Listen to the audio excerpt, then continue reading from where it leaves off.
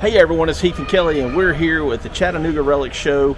It's the 4th annual by American Digger Magazine. We're going to walk around, show you guys a little bit of the stuff. Not going to be able to show you all of it, but some cool stuff here. Let's go see what we find.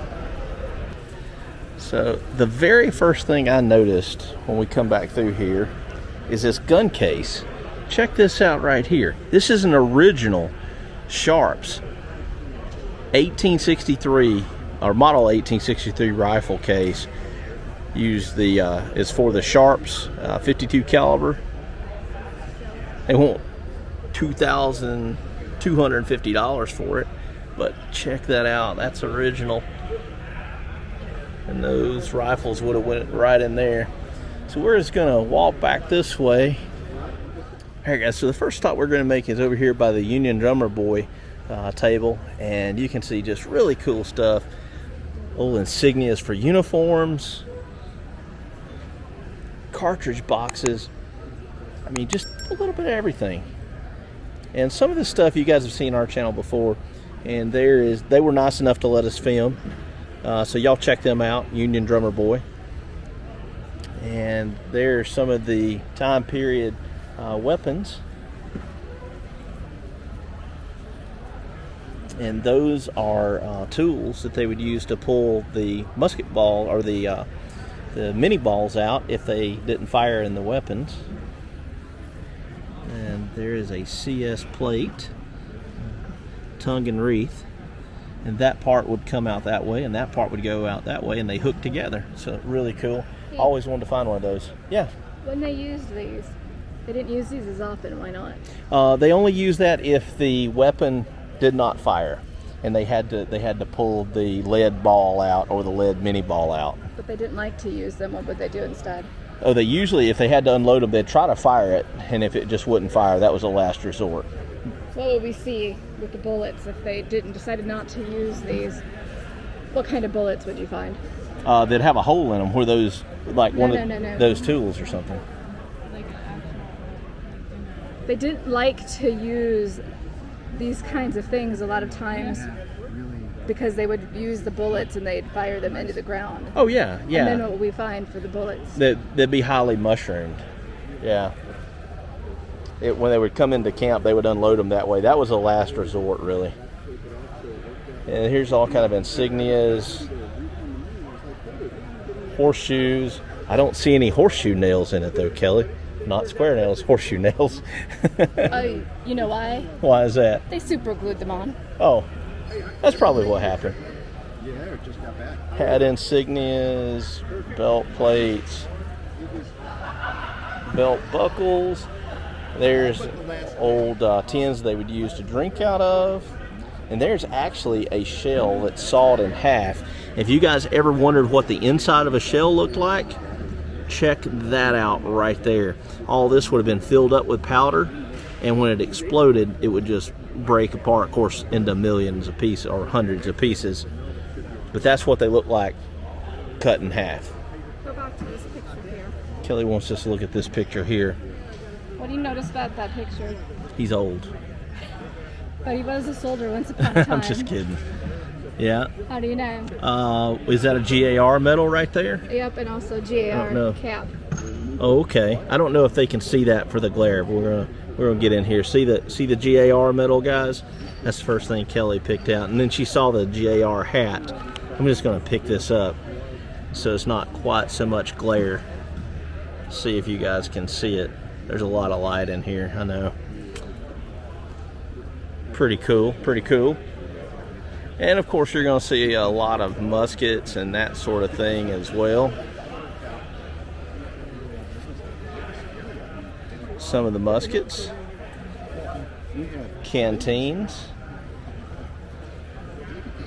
and we're going to walk right over here.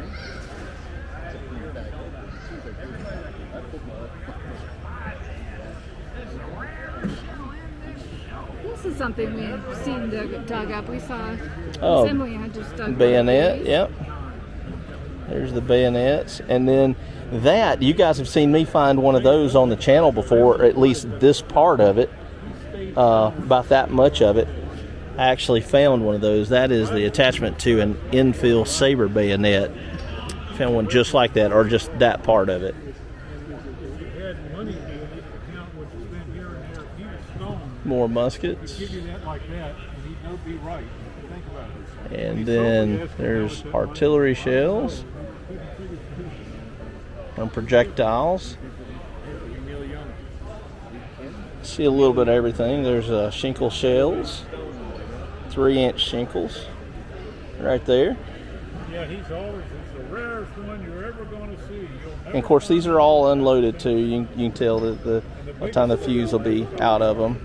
And then here's another example. I really like these examples, Kelly. Check this out. We talk a lot about case shot, guys, on the channel, and so this is a case shot that's been cut in half, and you can see these black, that would have been where the balls were and how it fit in, and it had a charge that went right in there, and it would bust and throw all of this out amongst the troops. And here's the elongated shells that were also case shots, and you can see how that would have fit in there. So I think that's a really good example. Jack Melton has a really good book that shows all the different ones of that. Look at these. This is baby boots. These are baby boots. Those are small. Look, my hand is bigger than those. Those are old. You could buy a little bit of everything here. So if you're not a relic hunter but you want to own cool stuff like this, you go to one of these relic shows and you can pick up just a little bit of everything. Bugles, right there. This is neat. This would be your mess kit, your plate, your spoon, your knife. Oh, and that's fancy. That's a fancy. Oh, cup. That's nicer than the ones. We saw some like that in the Charleston at the last show. Very fancy. Yeah, it is. So you can buy a little bit of everything. Oh, there's a jacket. Look at this, guys. Check this out. Right there. That's a cavalry jacket, and they only want $2,400 for it, but you could take that home with you if you wanted one. Look at this, too. This is a chaplain's organ that was found near Antietam. A chaplain's organ? Mm-hmm. What this also reminds me of? What's that?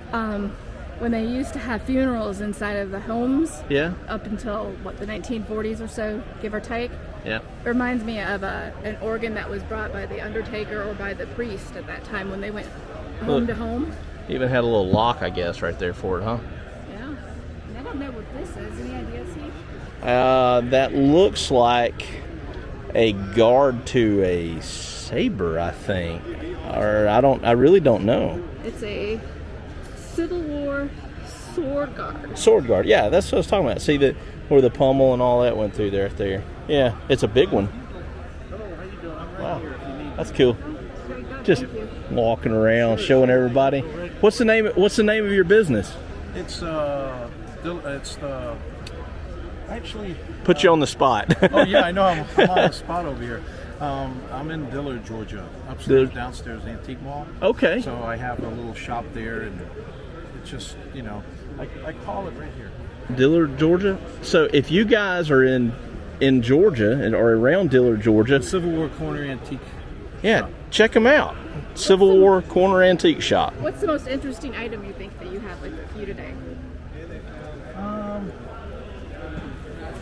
Probably the horn, the over-the-shoulder horn. Oh wow, yeah, I saw that when we were walking through earlier. Found at the Battle of Antietam, and the bell was on the.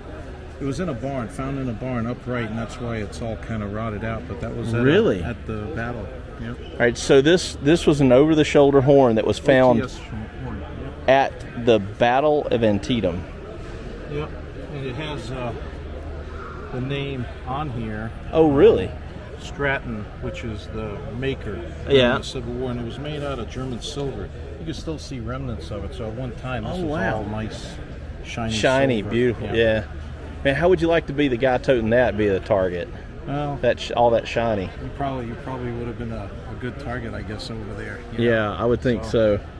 Bob, we really appreciate you showing us this stuff, and hopefully some of our viewers will stop by and see you when they're over in your area. Oh, great. Yep, we're in Dillard, Georgia. Okay, good deal. Thank you. All right, guys, so we're over here with our friends from Carolina Confederates, and they always have cool stuff. Mr. Horsey's our buddy. We see him every relic show. Almost every. Almost every relic show. Not last year. Yeah. Sabers, swords, you name it, they got it. Muskets. And this caught Kelly's eye, this canteen right here. Kelly, check this out. And she liked it because it's got a cup attached. That's a blacksmith cup, by the way. Blacksmith cup? Yes, sir.